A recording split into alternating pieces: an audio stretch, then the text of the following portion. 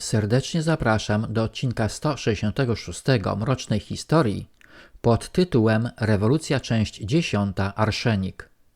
W odcinku 165 opowiedziałem o porażkach wandejskiej armii i ludobójstwie na ludności cywilnej Wandei.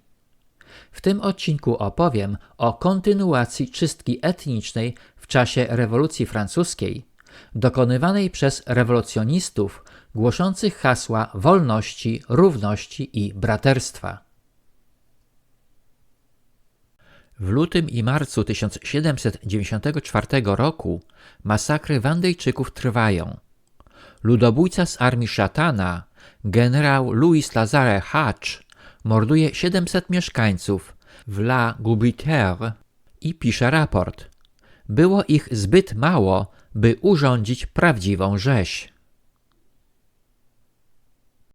Kiedy 28 lutego generał Cordelier zajmuje Lixer-Boulogne, morduje mieszkańców dom po domu.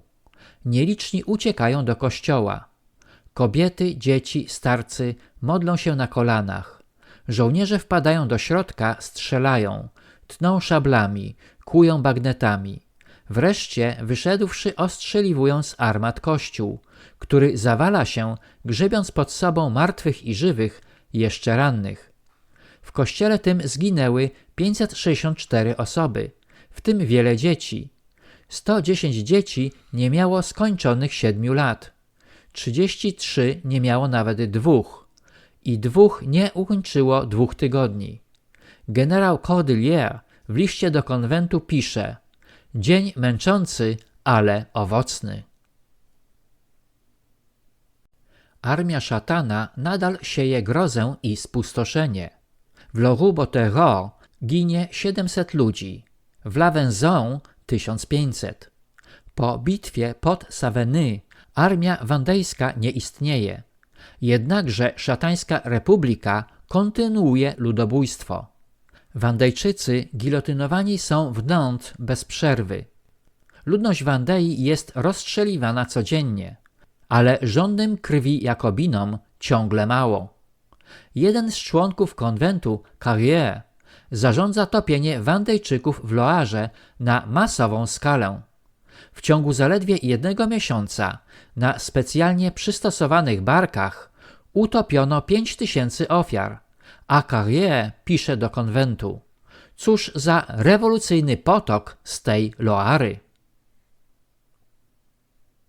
Chłopi rozstrzeliwani kolumnami w Angers odmawiają różaniec i śpiewają pieśni religijne. Nic dziwnego, że wkrótce żywi jeszcze Wandejczycy chwytają za broń i stawiają opór zwyrodnialcom. Jakobińscy oprawcy szukają ocalałych chłopów walczących w powstaniu.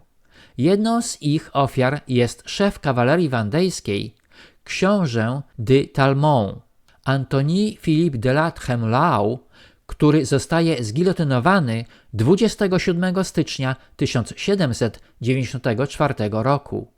Jego głowę umieszczono nad bramą miejską Laval. Podżegacze rewolucyjni nawołują do dalszych mordów, głosząc hasła, że Wandea ośmieliła się targnąć na rewolucję i musi zniknąć z powierzchni ziemi. Członkowie konwentu wpadają na iście szatańskie pomysły. Saint-Terre chce wszędzie zakładać miny.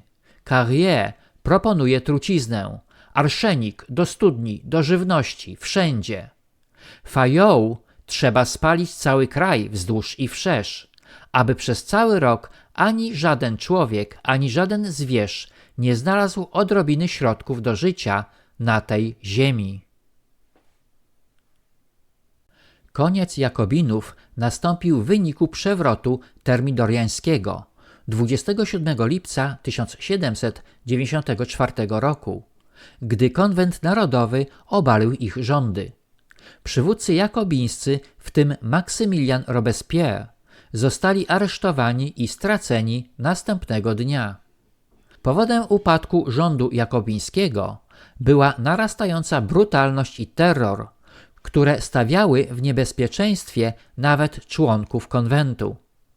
Pomimo upadku rządu sekty jakobińskiej, pod koniec lipca 1794 roku walki Wandei trwały nadal, aż do roku 1799. W tym czasie ponad 200 razy zdobywano i odbijano miasta. Stoczono około 700 potyczek i 17 regularnych bitew. Powstańcy zwyciężyli lub rozproszyli około 300 000 żołnierzy niebieskich. Zdobyli 500 armat i przeszło 150 000 karabinów. Jednakże często stawali do walki uzbrojeni jedynie w widły i myśliwskie strzelby. Praktycznie nie jest możliwe ustalenie ilości ofiar wojen wandejskich. Według szacunków francuskiego historyka Reynolda Sachera, na podstawie szczątkowych informacji zachowanych w prywatnych i kościelnych archiwach, straty w ludziach wyniosły 117 257 z 815 029 mieszkańców Wandei w latach 1792 do 1802. Ponieważ wiele dokumentów państwowych dotyczących Wandei zostało celowo zniszczonych, liczba ofiar była zdecydowanie dużo większa. O tragedii wandejskich chłopów świadczy fakt, że tylko 1 na 10 powrócił w rodzinne strony. O perfidii i wrogiej chrześcijaństwu działalności sekty jakobińskiej, oprócz mordowania obrońców Jezusa, bezbronnych dzieci, kobiet i starców, było wprowadzenie nie tylko nowej religii istoty najwyższej, ale również zmiana kalendarza w październiku 1793 roku.